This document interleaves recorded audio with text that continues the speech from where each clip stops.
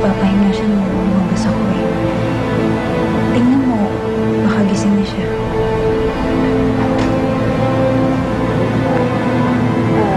Hindi ka ba sasama sa loob? Hindi naman ako gano'ng kamarte.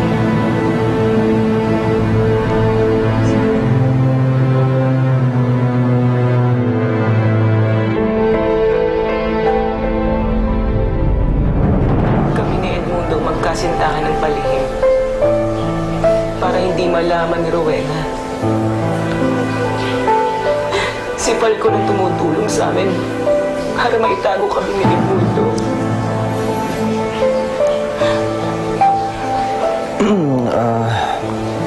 Siya ba ang ama ng anak ninyo? Hindi. Si Falcon.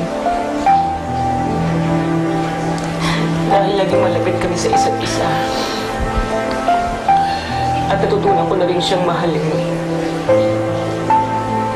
Pero ang alam ni Edmundo, sa kanya pinagbubuntis ko. Bakit gusto ko niyang ipapatay kung alam niyang may anak siya sa'yo? Governor. Excuse me po, Governor. Isang katanungan Bukas, lang po, Governor. darating ang mga abogado ko. Tayo naman na magpa-file ng kaso sa kanila. Makakaganti na rin tayo. Para sa ama ko.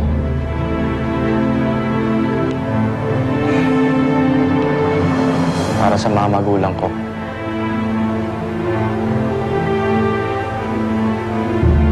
Para sa mga tinuring kong magulang. Hindi ba sinabi sa akin ni Itay Mateo na hindi nila ako tunay na anak? Si Rowena nagpapatay sa akin. Dahil nalaman niyang anak ni Falcon ito. Eh bakit gagalit si Rowena sa inyo? Alam niyo naman pala si Falcon ang ama ng dinadala ninyo. Bago pa nakilala ni Rowena si Edmundo, sila ni Falcon na magkasintahan. Nagpaubaya si Falcon dahil sa laki ng pagmamahal niya. Kaya nagmistula siyang trabahador ng mga guwatlo. At si Rowena, tinuturing pa rin niyang pag-aari si Falcon kahit may asawa na siya. Kaya nung nalaman niya tungkol sa amin ni Falcon,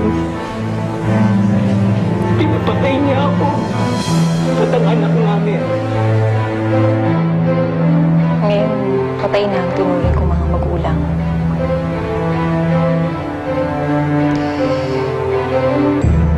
Kung patay na yung tunay kong ina, buhay pa kaya yung tunay kong ama? Alam kaya nila na buhay pa ako?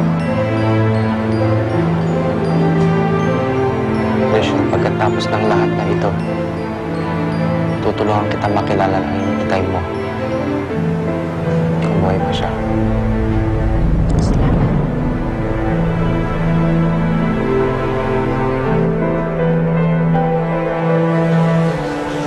Anak, mag-iingat ka. Matinding kalaban si Edmundo.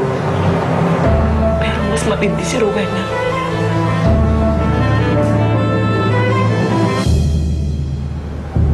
Baka mabutan nga ni Apple dito. Siya nga ang nagpapasok sa akin dito eh. Mas nagigilty na nga ako sa kanya eh. Kung sa ibang sitwasyon ng pagkakataon, mamahalin ko si Apple.